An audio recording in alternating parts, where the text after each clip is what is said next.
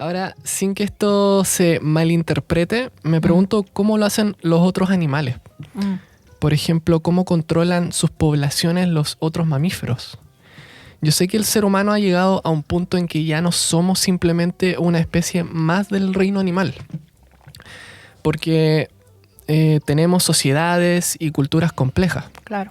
Pero me pregunto si otros animales tienen ese tipo de crecimiento exponencial y si no es así, ¿cómo lo hacen para no crecer de esa manera tan descontrolada como lo hacemos nosotros los humanos?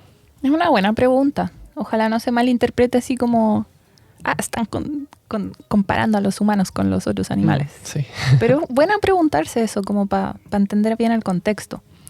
Y cuando estudiaba ecología, a nosotros, estudiantes de ecología, nos enseñaron que, claro, las poblaciones de animales, de bacterias, incluso de otros seres, pueden crecer de manera exponencial cuando hay suficientes recursos como alimento. Pero al final siempre esos recursos se terminan acabando y se llega a un límite. Y eso se le llama la capacidad de carga de ese entorno. Donde ya no hay recursos suficientes, entonces la población finalmente se estabiliza o incluso a veces colapsa, depende. Entonces las poblaciones animales podríamos decir que están limitadas por la cantidad de alimento que hay disponible, por las condiciones de su entorno, como por ejemplo la temperatura, la radiación solar, qué sé yo, y también por la presencia de depredadores. Y aquí hay algo bien interesante, me acuerdo que nos enseñaron que esto del control por depredadores, hay una cierta interacción entre la presa y el depredador, que es un súper buen ejemplo de donde se logra un equilibrio dinámico, donde las poblaciones se mantienen en equilibrio y se mantienen relativamente estables a lo largo del tiempo. Por ejemplo, a nosotros nos enseñaron con zorros y conejos, que justamente son dos especies que quizás, depende del zorro, no son nativas aquí de Chile, entonces hay que pensarla en otro contexto, ¿no? En su entorno natural, desde donde ahí ellos son nativos, quizás Europa, Estados Unidos, no lo sé en este momento. Cuando ya se trata de especies invasoras, la historia es completamente distinta. De hecho, las especies invasoras, por ser invasoras, empiezan a crecer en sus poblaciones descontroladamente. Bueno, entonces imaginemos que hay zorros y conejos en su ambiente nativo. Ya. Entonces tienes la población de conejitos, ¿no? Los zorros se comen a los conejos. Y si tienes suficientes conejos, hay suficiente alimento para los zorros. Los zorros se comen a los conejos, los zorros están felices, hay suficiente alimento y se siguen reproduciendo. Cuando la población de zorros comienza a aumentar demasiado, se comen a casi todos los conejos, ¿no? La población de conejos empieza a disminuir. Como la población de conejos disminuye, los zorros ya no lo encuentran tan fácil para encontrar su presa, que son los conejos. Entonces los zorros empiezan a pasar hambre. Se reproducen menos, por lo tanto. Es lo que se conoce como que disminuye su fitness. Se dice en inglés que es su capacidad de supervivencia, le diría yo. Como pasan hambre, se reproducen menos, la población de zorros también disminuye. Como hay menos zorros, ahora las poblaciones de conejos pueden volver a crecer de nuevo porque ya no se los comen tanto. Y así continúa el ciclo, ¿no? Suben y bajan y se equilibran mutuamente. Es un equilibrio dinámico. Ese es el ejemplo de los depredadores. Bueno, entonces, todo esto son como controles naturales de los números de individuos de una población animal. Son las retroalimentaciones negativas, por ejemplo. Y son importantes porque así, naturalmente, una especie no crece demasiado en sus números, no acapara todos los recursos y todo el espacio y no desequilibra todo el ecosistema. Y aquí entra el ser humano. ¿Qué pasa con el ser humano? ¿Qué pasa con el ser humano? El ser humano no se rige o se rigió alguna vez por las leyes naturales de la naturaleza, pero ya no. El ser humano no tiene depredadores naturales. Si necesita encontrar alimento, no depende de que el alimento haya suficiente o no, porque es como que nosotros generamos nuestro propio alimento, ¿no? No estamos como en el bosque buscando frutos, a ver si hay o no hay. Tenemos nuestros métodos de agricultura, de ganadería, incluso no necesitamos cazar. Nosotros juntamos a nuestros animales domésticos, los producimos y de ahí sacamos la carne y después vamos al supermercado. Y también no dependemos de las condiciones del entorno, o sea, si hace mucho frío, si hace mucho calor, nosotros nos abrigamos, nos desabrigamos, transformamos nuestro entorno, Y de esa forma, claro, no somos controlados por estas condiciones naturales. Y no es que eso sea malo, todo eso, porque finalmente no podemos evitar ser como somos, así somos, ¿no? Tenemos un gran ingenio para escapar de las leyes de la naturaleza. Obviamente no estamos diciendo que tenemos que volver a la época de las cavernas y nos tienen que volver a cazar los pumas, por ejemplo, para controlar nuestras poblaciones. De hecho, ya es tarde. No podemos volver el reloj atrás, no se puede. Pero sí, ojo, tenemos la conciencia de darnos cuenta de todo esto que está ocurriendo.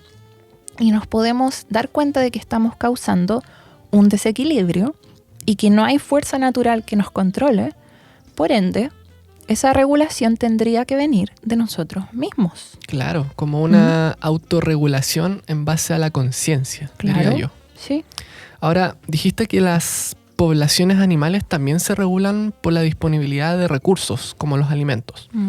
Los humanos seremos pronto, creo que en noviembre dijiste tú, ¿no es cierto? Sí. 8.000 millones de personas. ¿Alcanzan los recursos para estas 8.000 millones de personas? Es una pregunta que no tiene una respuesta fácil. Lo busqué y, claro, hay distintas opiniones.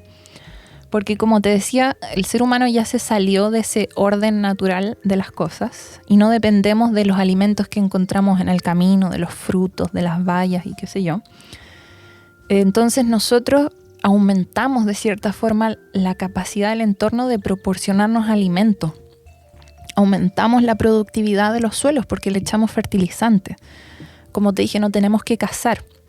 Nosotros tenemos a nuestros propios vacunos, pollos y qué sé yo, en granjas. Entonces ya no ocurre eso de que se nos acaben de cierta forma los alimentos. De hecho, eso era lo que se pensaba. En 1789 fue cuando Tomás Malthus desarrolló su teoría de que la producción de alimentos no iba a dar abasto para una población que continuaba creciendo y creciendo. Y aparentemente Tomás Malthus se equivocó, porque en esos años, 1790, no se sabía que iban a mejorar tanto nuestros sistemas agrícolas, que iban a mejorar tanto la productividad de los suelos. No se sabía que iba a ocurrir la revolución industrial, el desarrollo de la medicina. Entonces, aparentemente no ha ocurrido eso, ¿no? Que se nos acaben los alimentos. Pero eso igual da para una discusión. Sí. Entonces, leí en muchas partes donde se decía que sí hay alimento suficiente y agua para todos, pero el problema es que están mal distribuidos. Y hay mucha inequidad en el acceso a los alimentos y el acceso al agua, y más encima, 1/3 de nuestros alimentos se desperdicia. Sí, eso es terrible. Sí. No se echa ni siquiera al compost, se echa a la basura. Y se dice que si los alimentos estuvieran bien distribuidos, no habría hambre en el mundo. Entonces, quizás es verdad, no estoy tan segura. Pero lo que sí se va es que no se trata solamente del alimento. El alimento físico, se trata de mucho más que eso. Se trata de las hectáreas de suelo que son necesarias para cultivar los alimentos, de las hectáreas que se necesitan para alimentar el ganado, de las hectáreas que se deforestan para abrirle paso a las plantaciones de soya para alimentar al ganado, el agua que se necesita para regar todas estas plantaciones. Y si vamos incluso más allá del alimento, son las hectáreas de tierra que son necesarias para cultivar, por ejemplo, algodón para nuestra ropa, o los combustibles fósiles que hay que extraer para transformarse en fertilizantes, porque los fertilizantes vienen de los combustibles fósiles, el plástico viene de los combustibles fósiles, es todo lo que consumimos finalmente. Los minerales que se explotan para las baterías de los autos, para los celulares, las computadoras. Entonces, claro, a medida que vamos creciendo en número y somos más y más, aumenta nuestro impacto y todos los recursos naturales van disminuyendo. Hemos erosionado gran parte de los suelos de la tierra en los que cultivamos. Y había un artículo que leí, pero eso sí era de 1999, medio antiguo. Sí. Pero ahí decían que la producción de cereales per cápita por persona ha disminuido, la disponibilidad de agua ha disminuido, las tierras de cultivo por persona han disminuido, la producción de pescado por persona, los fertilizantes que hay por persona, y al mismo tiempo la contaminación ha aumentado, la contaminación del agua, del aire, la tierra. Y también, por supuesto, la pérdida de biodiversidad, que está también muy asociada a la agricultura, a la deforestación, a la expansión del ser humano a través de las ciudades, a través de los caminos, la fragmentación del territorio. Entonces son todos esos impactos de todas las personas. Y había también un estudio que decía que cuando uno considera todas las necesidades humanas, se puede estimar matemáticamente la superficie disponible de tierra que hay por cada ser humano, considerando todas esas necesidades de agua, alimento, etc. Y que ya estamos cercanos al límite de esa capacidad de carga de la tierra. O sea, ya no hay más superficie disponible por persona. Y ahora, este crecimiento exponencial de nuestra población es de alguna manera responsable de las crisis ambientales que estamos viviendo, de la crisis climática, por ejemplo. ¿Hay alguna relación entre estas dos cosas, Katy? Esa es la gran pregunta que yo también me hice. ¿Ya? Y de hecho es un tema de mucho debate. Hay mucha discusión al respecto y es una de las razones por las que muchas personas dicen no, la sobrepoblación no es un problema. Porque no se puede decir así tan fácilmente que la sobrepoblación sea la causa de los problemas ambientales, como el cambio climático. Muchas veces no es la causa, es uno de los muchos problemas. Y cuando nos referimos a cambio climático, el cambio climático está causado principalmente por la quema de combustibles fósiles, que está asociada a la industrialización, al sistema económico, y especialmente a los estilos de vida superconsumistas de las personas más ricas de este planeta. Ya. Entonces resulta que tienes ciertos países del mundo, especialmente, aquí perdón por apuntar el dedo, pero es así, los países europeos, Estados Unidos, Australia, los países más desarrollados, Nueva Zelanda, incluso ahora China, que contribuyen a la absoluta mayoría de las emisiones de CO2. La gran mayoría de las emisiones de CO2 provienen de estos países. Y resulta que estos países suelen tener un crecimiento poblacional mucho menor. Tienen muchos menos hijos por mujer, la tasa de fertilidad. A pesar de esto, sus emisiones aumentan y aumentan. Esto quiere decir que no todas las personas tienen ese mismo impacto en cuanto a sus emisiones.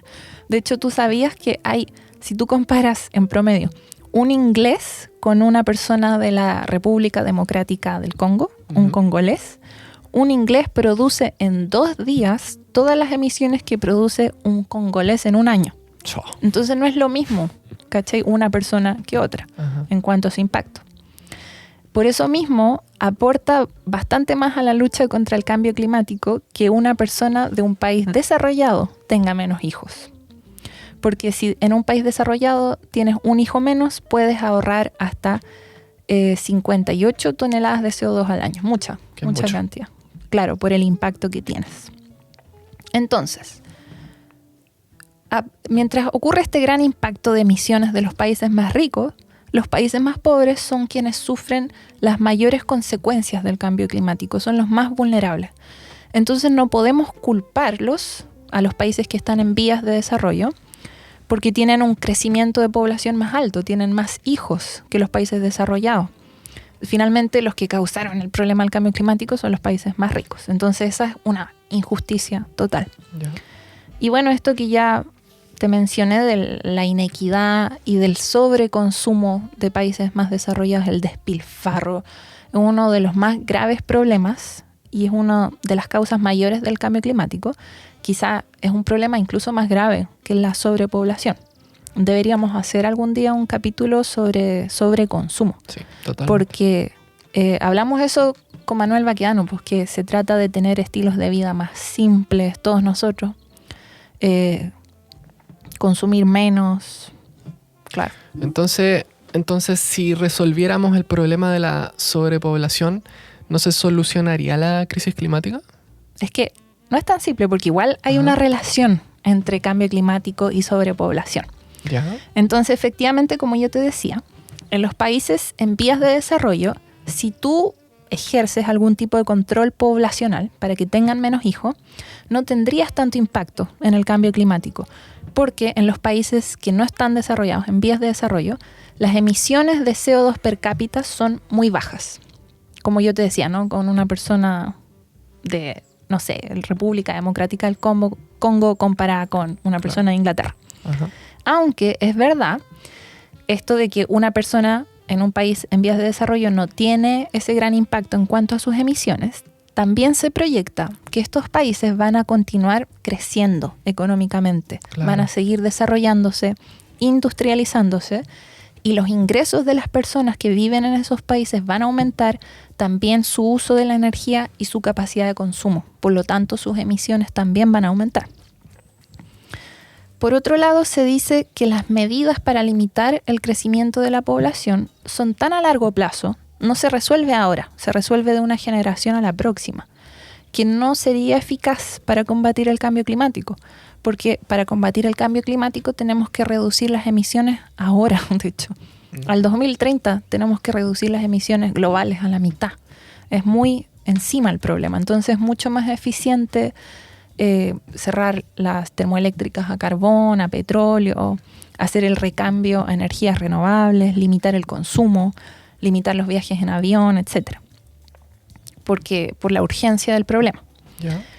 Pero, como te decía, hay una relación entre cambio climático y sobrepoblación, porque la crisis climática se debe a la quema de combustibles fósiles, gas, petróleo, carbón, que está asociada, como te decía, al sistema económico, al sobreconsumo, a nuestros sistemas de transporte y otros, y también está asociada al número de personas que vivimos en esta tierra.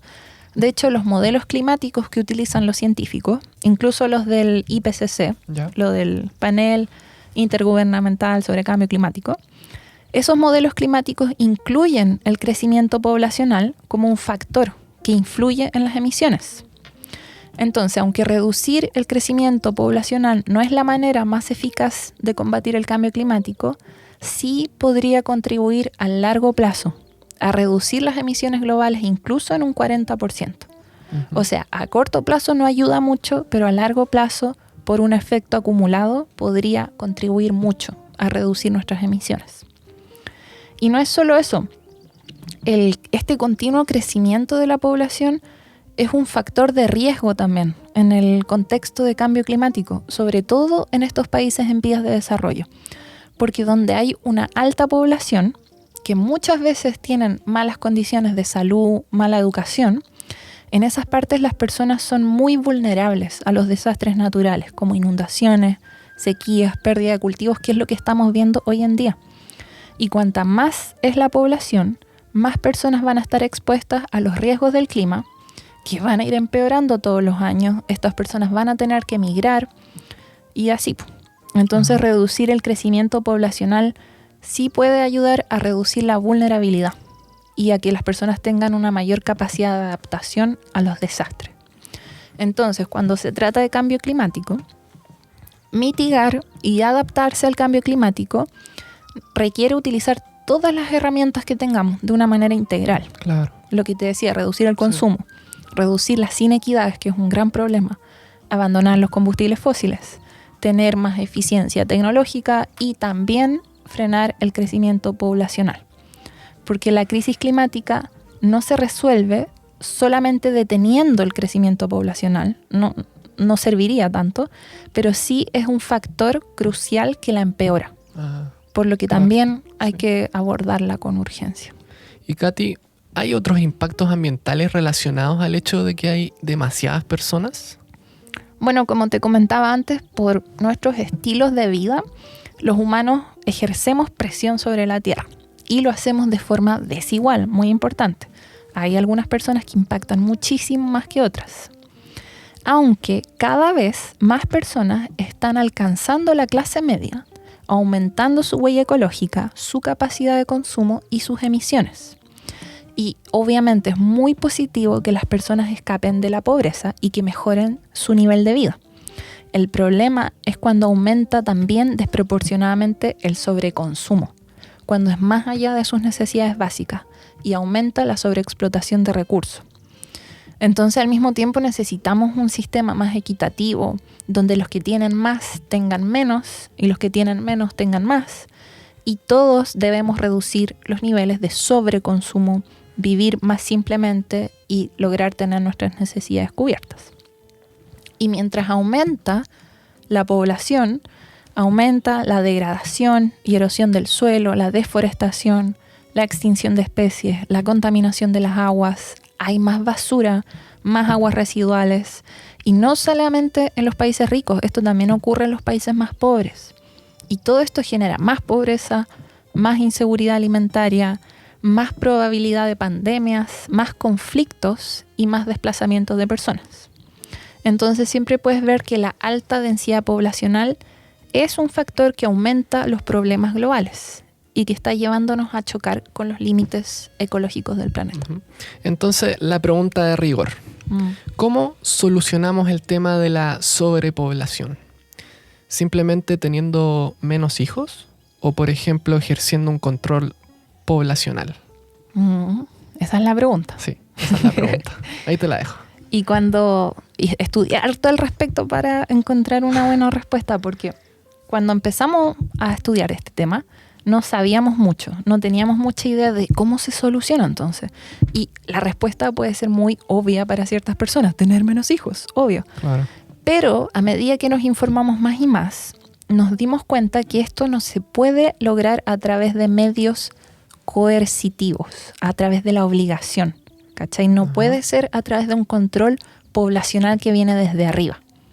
Porque en la historia humana, muchas de estas medidas de control poblacional al final resultaron ser como una pesadilla distópica, estilo así ciencia ficción, como las películas de ciencia ficción.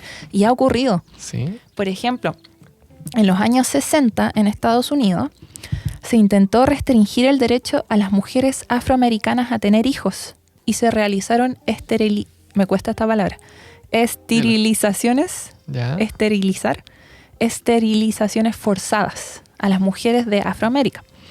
Al mismo tiempo, a las mujeres blancas, al revés, se les prohibía abortar y ser esterilizadas.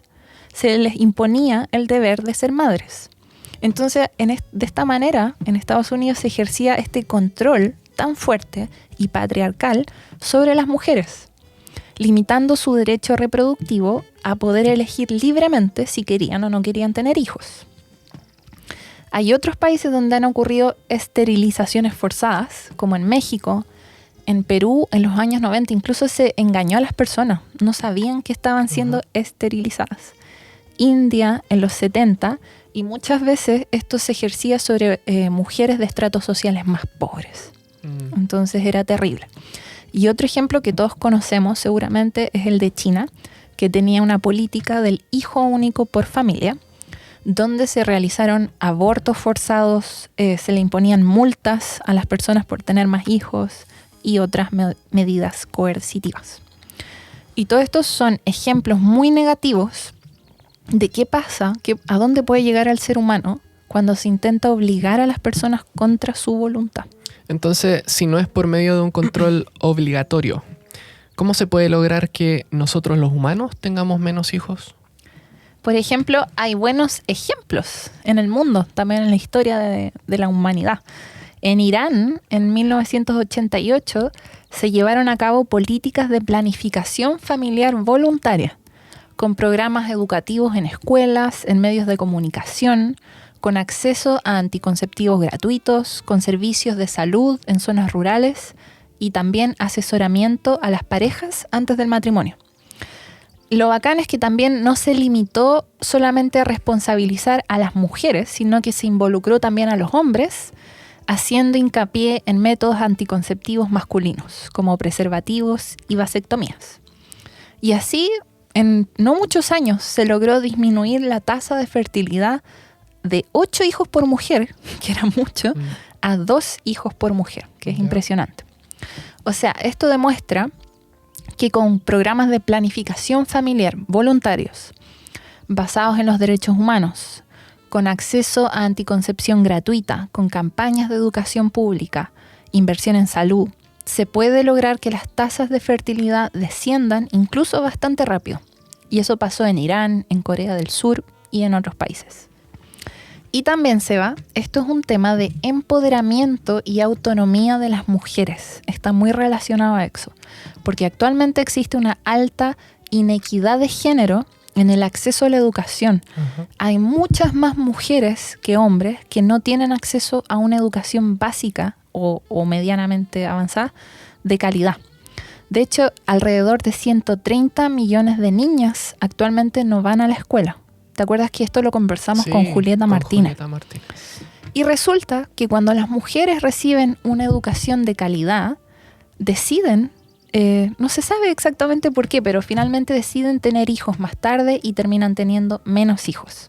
Y no es esa la razón por la que hay que superar esa brecha de género al acceso a la educación. Obviamente hay que hacerlo porque sí, porque las mujeres tienen derechos y tienen derecho a la educación. Pero es un efecto secundario positivo, que al mismo tiempo tienen menos hijos. Entonces es muy necesario promover los derechos sexuales y reproductivos de las mujeres con educación sexual integral de acuerdo a la edad, con acceso a métodos anticonceptivos seguros, acceso al aborto libre y seguro, y de esta manera podríamos lograr tener hijos por elección y no por casualidad. Y de esto habla súper bien una charla TED de una chica que se llama Catherine Wilkinson, Ya. no sé, que se las recomiendo mucho. Es muy linda la charla, ella es muy emotiva al hablar en el buen aspecto de la palabra. Así que les dejo el link más abajo también.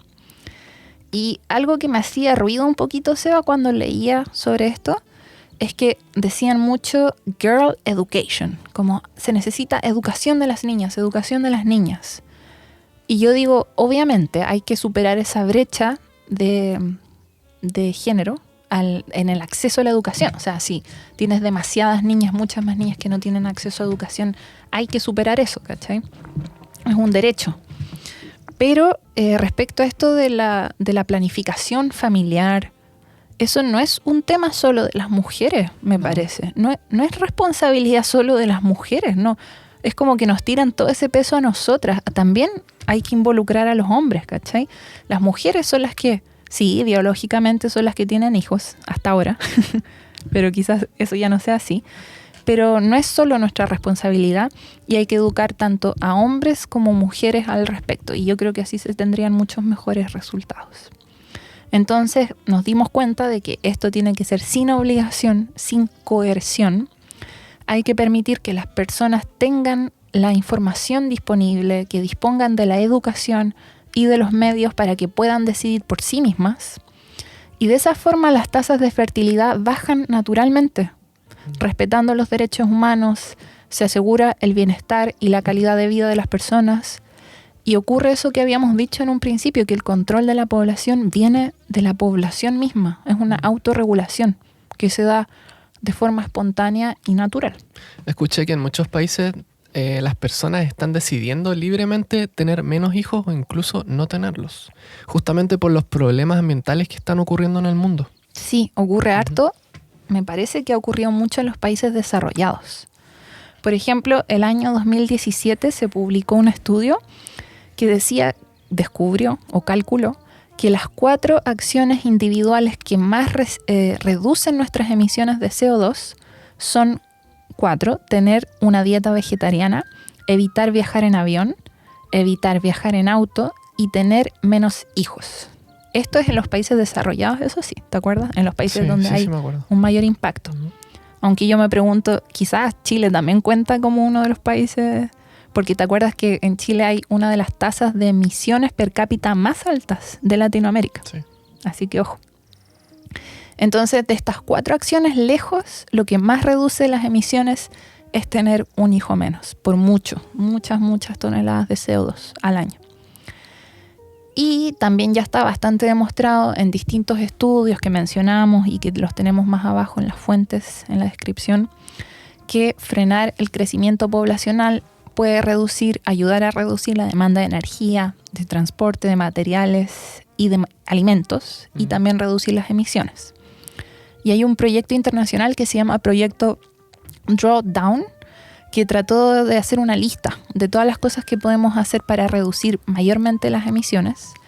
Y resulta que la planificación familiar y la educación son una buena forma de reducir nuestras emisiones. Y con ambas cosas, con planificación familiar y educación, podríamos llegar a ser 1.000 millones de personas menos para el 2050, lo que se traduce en 120.000 millones de toneladas, o sea, muchas toneladas de CO2 menos. Entonces hay una relación entre cambio climático y sobrepoblación. Y resulta que en base a todos estos estudios, en base a todos estos hechos, existen ya movimientos antinatalistas de personas que se comprometen a no tener hijos, a tener menos o a adoptarlos. Y hay un movimiento que se llama Movimiento por la Extinción Humana Voluntaria en Estados Unidos, que igual me pareció súper extremo, porque como dijimos al principio, el querer que la especie humana se extinga por el bien de la naturaleza es contradictorio. Es como de nuevo decir que los humanos no somos naturaleza, como que viniéramos de Marte o algo así, es extraño. Pero igual, ojo que ese movimiento yo leí al respecto, el de la extinción humana voluntaria, no era de ninguna forma violento. Ellos estaban totalmente en contra de la violencia. Lo único que decían era que las personas tienen que dejar de reproducirse. Y tenían un dibujito bastante chistoso, así que... Pero en fin, es extremo igual, es muy extremo. Muy extremo. Y ojo, eso sí, que el hecho de que se logre que las tasas de fertilidad disminuyen no quiere decir que la especie humana se va a extinguir tampoco. O sea, yo no jamás tendría ese miedo de, hoy hay muchas personas que van a dejar de tener hijos, por ende los humanos se van a extinguir. Eso no va a pasar.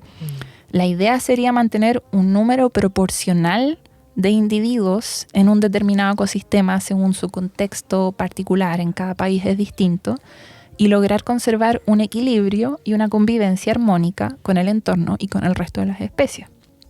Pero también, eso te quería decir que entiendo igual perfectamente a las personas que no quieren traer más hijos al mundo por todos estos problemas ambientales. Por ejemplo, yo tenía muchos compañeros de la universidad que estudiaban medio ambiente y que decían que no querían tener hijos porque pensaban que cualquier persona que nazca actualmente va a sufrir mucho más que nosotros debido al cambio climático, ¿cachai? Que van a haber más olas de calor, más sequías, más desastres naturales.